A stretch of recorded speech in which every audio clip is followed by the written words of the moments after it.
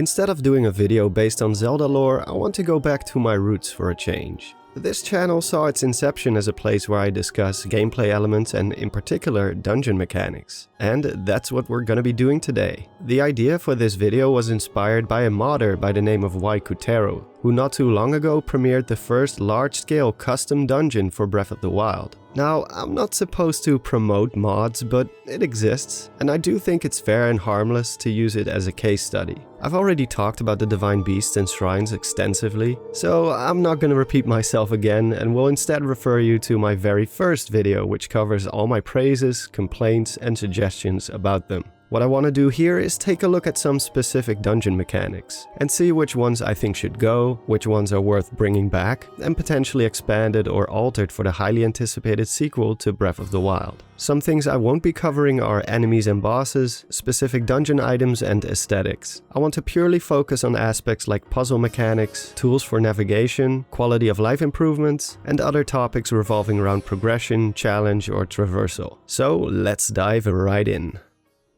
Let's start off with a simple quality of life improvement: reducing scripted camera events. If there's one thing I really dislike about revisiting the older 3D games, it is the constant need to freeze you in your tracks and show you what you've just accomplished or give you hints about the room you just entered, even if it's something you've already done many times before. Opening a door, changing water currents or water levels, manipulating any other aspects of the dungeon, heck, even showing you the same unnecessary cutscene for switches you've been pulling or hitting since the very beginning of the game. We get it. We hit the ice switch and it closes. We also don't need to see a door opening every time we defeat all enemies or solve a puzzle in a room. Taking control away from the player like this constantly might have felt necessary in the old days when we were still getting used to navigating a 3D space. But nowadays, it's just wasting your time. I get that in some cases when you do something significant, it looks cool and cinematic to show parts of the dungeon changing. But this should only be reserved for big events and only the first time you trigger it. Breath of the Wild already handled this concept way better. When you manipulate the divine beasts from the map screen, it doesn't show you a cutscene of the dungeon moving. It just happens and you can observe the effects while still having freedom of movement. Triggering switches doesn't always show you exactly what changed in the room. It's up to you to look around and observe what the effects are. But the game does have the tendency to fall into the old habits at times too. For instance, unless the trigger to a door is right in front of it and impossible to miss, it still feels the need to show you the door opening. It still needs to play a cutscene each time a chest opens after clearing a bokoblin camp, something which should become obvious after the first few times. Sometimes it shows you something changing in a room, sometimes it doesn't. It isn't always consistent at handling it. It's already a huge step up from the old games, but I think it could be taken further. There are plenty of alternatives to provide the player with information without stopping them in their tracks. We already have the classic fanfare, which plays whenever you do something significant. And in a lot of cases, the sound of a door opening should already suffice to communicate to the player that they succeeded, especially if the room you're in only has one way in and out. On top of that, you could do something other games have done in the past and show the cutscene of the door opening in a small separate window in the corner of the screen. Or if you have access to a minimap, just show something like a blinking icon indicating where a door has opened. The freedom found in Breath of the Wild is one of its greatest strengths, and is one of the aspects which got the most praise by players and critics alike. But in my opinion, there is such a thing as too much freedom, at least in terms of dungeons. Now, for the overworld, the freedom worked, and was a nice change of pace for the series, which in the past barred off large sections of the overworld because you weren't supposed to be there yet. This felt like hand-holding, and after so many games, started to become very formulaic. But for dungeons, this is a different story. A lot of people use Hyrule Castle as a prime example of how dungeons could or should have been. And while I think it's an amazing place to explore, I would be hard-pressed to point to it as a poster child for the sequel. The reason being that it's simply too open-ended to function as a proper dungeon. Reaching the boss should be an ordeal, a difficult but satisfying road to success. Something that's simply missing from the castle, since you can skip almost all of it if you feel like it. Placing restrictions on the player and forcing them through a trial of rooms, puzzles, and enemies isn't always a bad thing. That isn't to say that there shouldn't be optional sections. I'm all for rewarding the player for some additional exploration that isn't mandatory. But having 95% of the whole layout be completely optional is a bit too much for my taste. I would definitely want to find some middle ground here. This also ties into the idea of having all the tools needed to tackle each dungeon from the very get-go. I don't know about you, but I actually like stumbling upon a dungeon which I'm unable to beat or even enter right away. One that requires an item or key which is found in a different dungeon or maybe obtained through a seemingly unrelated side quest somewhere in the overworld. You will make a mental note of it and continue on with your adventure, but you will always have that location in the back of your mind. And you can't wait for the day that you finally find what you need to enter and look forward to seeing what's inside, what challenges await you and the cool stuff you might find in there. Dungeons can still be tackled out of order, but some might require overcoming a different challenge first. Not every dungeon needs to be accessible right away. The best example of this is found in the original on the NES, a game which Breath of the Wild took the most inspiration from. The first 3 dungeons can be entered and even completed out of order, but there are also some later in the game which require finding a specific item first. Freedom is nice, but some restrictions should also be in place to create this anticipation, something to mark on your map and keep in the back of your mind.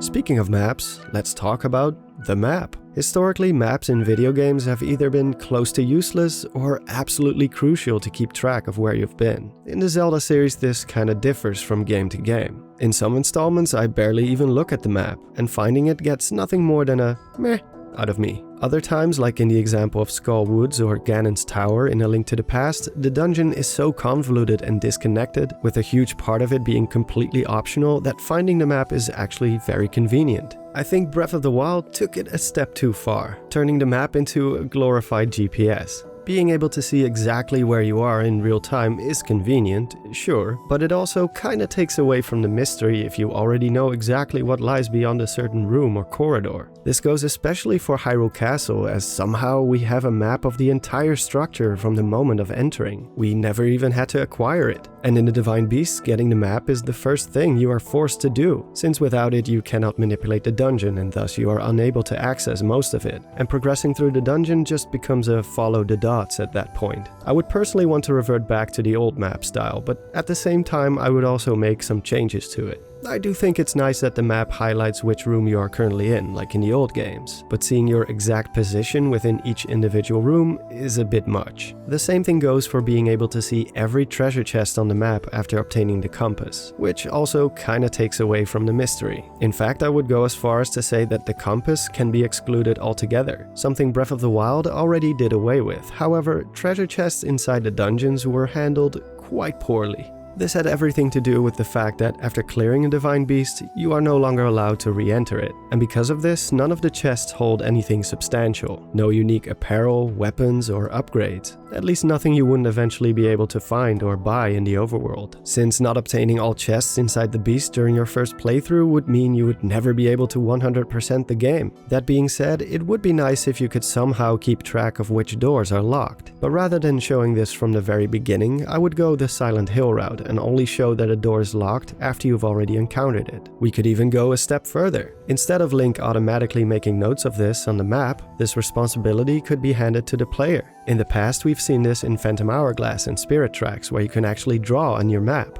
Now, obviously, without a touchscreen and a stylus, this would be very inconvenient. So instead, I would just use the stamp mechanic from Breath of the Wild's overworld map. I mean, why fix what isn't broken? The player could mark locations of chests, keys, locked doors, or any other important findings themselves. And the best thing about it is that it's completely optional. If you have a good memory or don't feel like fiddling around with the map, you don't have to. I also think that the map would be given more meaning if it's something well hidden and isn't always handed out early on. Finding it should be something significant. After wandering around without a clue of what the dungeon's layout actually looks like, you finally have something to hold on to, something to help you orient yourself. This should never be a given, which leads into the next subject. If there's one thing that the 3D installments are guilty of when it comes to dungeons, is that they tend to fall into the same habit of giving you everything in a set order, making it all feel very formulaic.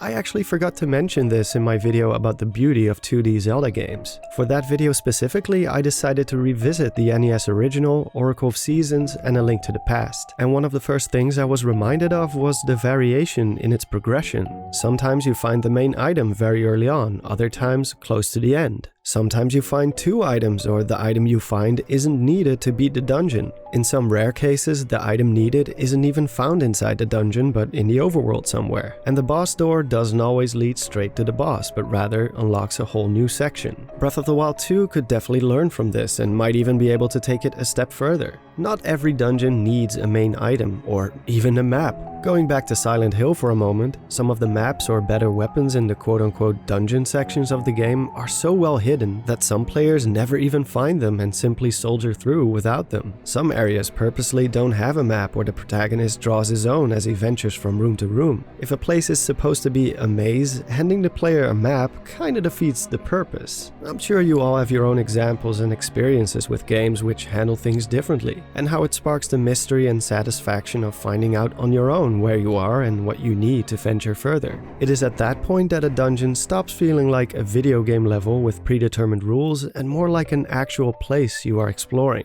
The feeling of being the first in a long time to set foot within its walls and discover its secrets and history. Lastly, I will touch upon the aspect of survival. Some consider Breath of the Wild's overworld to be the biggest dungeon in Zelda history. While I wouldn't exactly call it as such myself, I do think dungeons could learn from Breath of the Wild's overworld, where you don't just smash your way through them. A dungeon should feel like a self-contained adventure in and of itself, a dangerous place where you might be stuck for quite some time and you need to make do with what you brought in with you or find inside. This presents the idea of dungeons having certain safe spots. Places to rest, cook food, or catch your breath for a while, similar to the rooms found in the Trial of the Sword. A safe space where there's no enemies and you can just hang out for a bit while you plan your next route or move. These rooms could also double as a place to save your game. Generally in Breath of the Wild you can save your game anytime and anywhere you want, but there are some exceptions like Eventide Island and the aforementioned Trial of the Sword, where the game restricts you from saving mid-challenge. Of course I wouldn't go as far as not being able to save at all while being inside of a dungeon, hence why safe spots to do this could be a nice option.